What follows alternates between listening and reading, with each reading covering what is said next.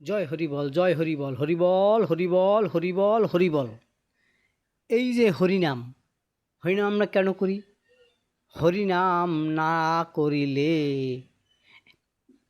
তন্ত্র মন্ত্র তুমি বলতে পারো, করতে পারো। ১৬ নাম ৩২ অক্ষর করতে পারো।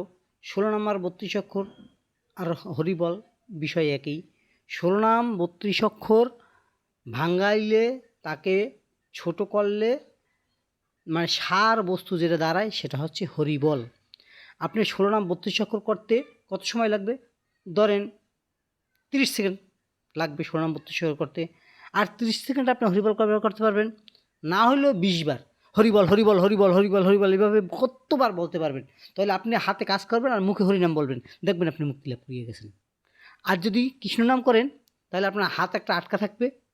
নাম করলে হাত আটকা থাকবে এবং আপনার গৃহের কাজকর্ম সব বন্ধ থাকবে। শুধু নাম করতে হবে। আর এই জন্য হরিচাঁদ ঠাকুর কী বলেছে?